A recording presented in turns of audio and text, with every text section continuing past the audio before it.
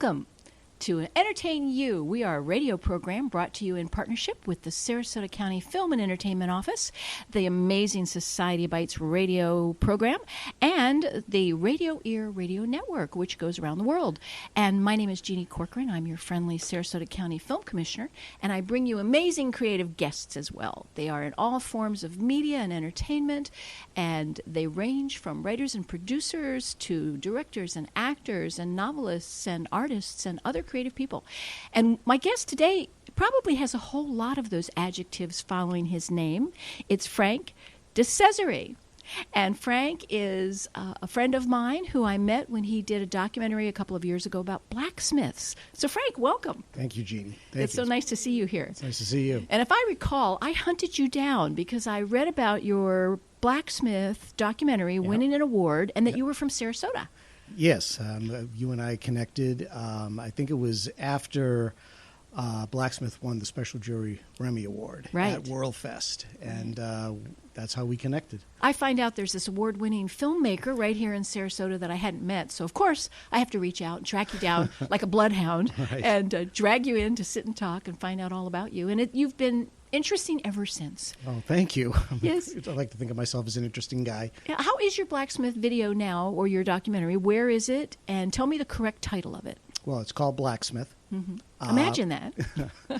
And it is right now streaming on Amazon Prime, and it is streaming in the United States, and it is streaming in the UK, Germany, Japan, Austria, and Liechtenstein. And also it is being distributed through Film Hub, through Amazon worldwide, and also through Vimeo On Demand, and that goes to over 70 additional countries throughout the world. That's fantastic. What a great reach. Yeah. What a great reach. Yep. So you've gone a long way in just a short time. Yeah. We worked really hard. It was a challenging film to make, even though it's only, 15, 16 minutes long. It took months to make, but I pretty much followed the whole thing to the end, and we got distribution first back in May of 2018.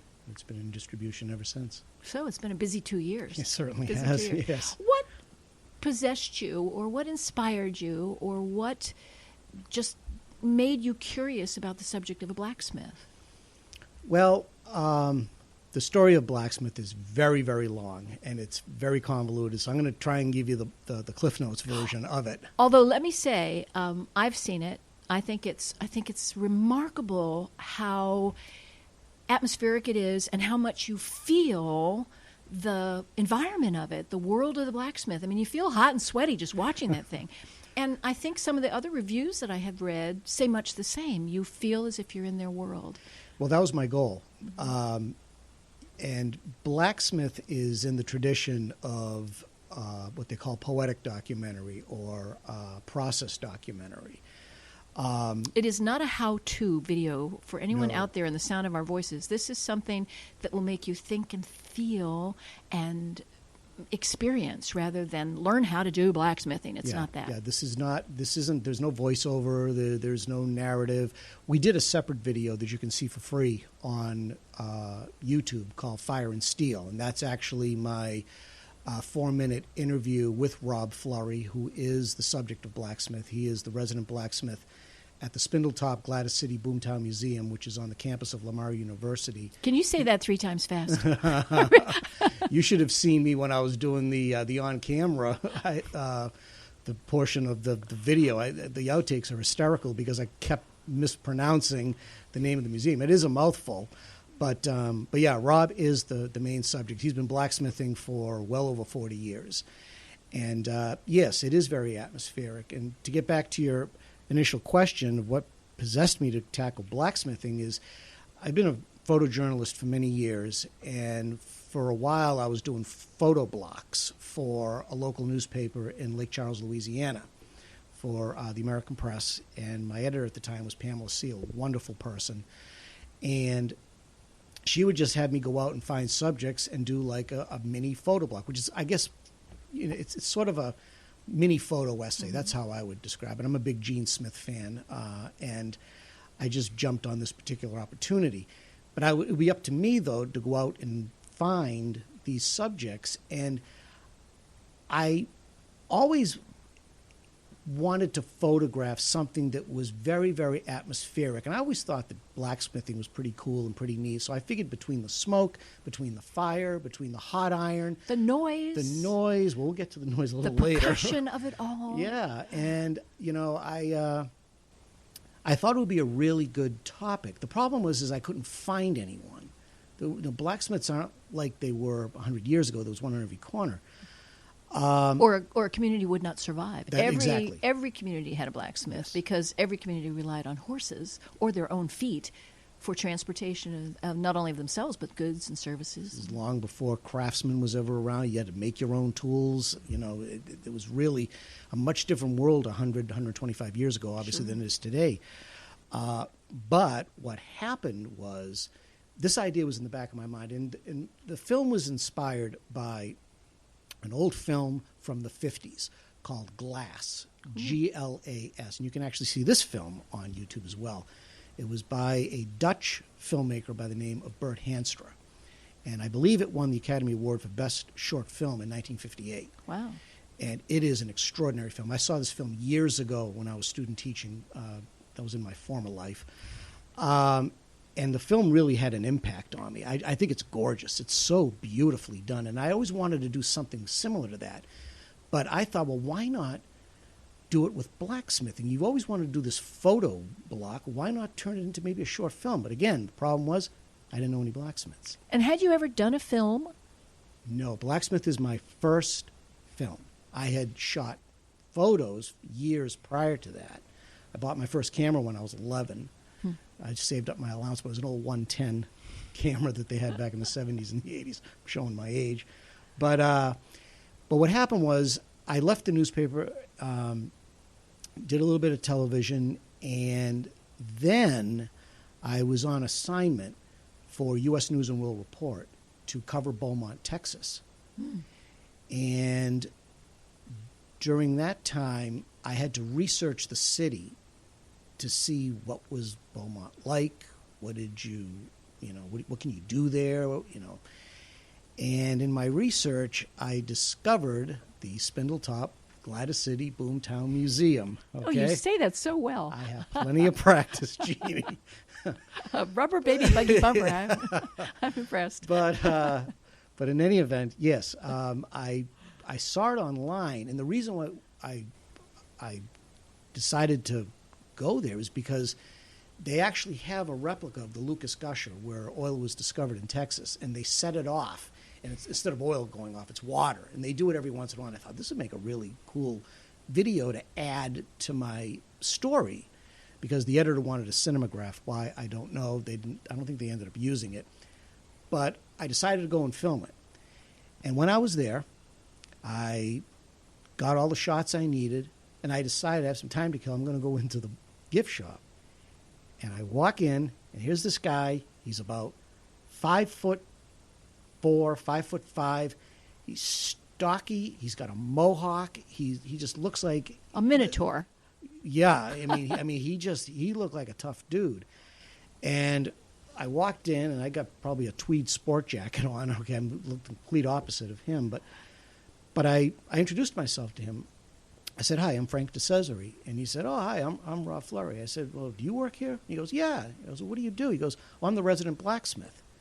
And immediately I said, I've always wanted to do a short film on blacksmithing. Would you be interested? And I tell you, on the spot, he said yes. So it was kismet. Yes. Absolutely. Very much so. Absolutely. And then how long did your relationship with him run to get the footage that you needed to make it be what you wanted it to be? Did you have to do reshoots? Or was this kind of a passion project that you started rolling, you rolled for a few hours, and then you edited down the finished product? I mean, I know it took you months to complete it, but... what happened was we started filming in late February of 2017, and we finished in early May of 2017. But what you got to understand was, I wanted the film, and those people who've seen it know, take place at night. Now, I don't know whether blacksmiths work at night or not. I just knew it would be visually more stimulating to have that very much sparks and atmospheric. fire. Yes, exactly. That's what I wanted. And, Rob was cool with that. The museum was cool with that. But Rob said to me, I got other things I got to do, but we can film Wednesdays after 5:30 because that's when the museum closes. And you can film until the night, and you can do it once a week. So I was restricted once a week after 5:30 on a Wednesday. And what happened was, as we in the South know, is that as you get into March and April, and the sun stays out longer and longer, and it stays brighter and brighter. So I'm thinking, what do we do? Because this is supposed to take place. Continuity, right? Yeah, exactly. How do you make this gel? So my assistant cameraman Mahmoud Salimi, who's now teaching out in California, came up with the idea of putting garbage bags up to block out the light in Rob's forge to simulate nighttime. Right. And we got it done. I remember after the first evening of shooting, I'm driving back home, and I said to myself, Frank, whatever you do, however this thing goes, just plain finish it. That was my goal, to finish the whole. Of course, I wanted as good of a film as possible. Sure, but you would be amazed how many filmmakers in particular don't finish. Oh, yeah. They start a passion project, or they start a short film, or they start a sizzle, and it just flounders for 2 years before they ever get it done. Yeah. So your persistence paid off. Thank you. I know I didn't want something. I didn't want to do all this work and then just have it be, nothing. In fact, I actually was editing it as I was filming it because Rob was the guy who I would turn to and say, okay, this is going to be linear. And I'm not a big fan of linear films, but it's just what happened because I want, it's not a how-to video, but it does start from the beginning and all the way to the end. And it's a journey. Yeah, it is. It's a 15-minute journey. It's a 15-minute journey. That's right. But that's essentially the story behind Blacksmith. And it led you on to want to spread your wings and do other things as well. And you're back teaching. Yes. And how often do you teach? I teach once a week. I teach every Tuesday at State College, Florida. They have an incredibly good digital filmmaking track there. Their program creates amazing talent. Yeah. And so many of their young filmmakers, and by young I mean new to the genre. I don't mean chronological age, because I have seen filmmakers there that are in their 60s. Yeah. One that I know of is a Purple Heart winning Vietnam veteran. So they have all range of ages over there. Yep, they certainly do, and it's a great program. And the studio in which I teach is extraordinary. I mean, it's brand new. Yeah, it's got everything you could hope for. Best environment of all. Yep. So tell me where you are now and where you're headed. I know there's a project you and I have discussed, but I treat everything as confidential unless you tell me otherwise. So for those of you out there listening, you're just going to have to check out the internet and keep an eye on Frank's website and so forth and watch it roll out, because I'm not talking. I appreciate that. But it's interesting. Yes, I am in the early stages of principal photography with a full-length documentary. And this is going to be very, very different from Blacksmith. I'm shooting for maybe a 90-minute documentary. But there is a lot that needs to be done. There's a lot of moving parts with this, so I'm not quite ready to make any announcements. I hope to do so within the next month. And the one thing I've noticed in our conversations, because we've had a number of different dialogues and meetings and so forth to see if there's any little way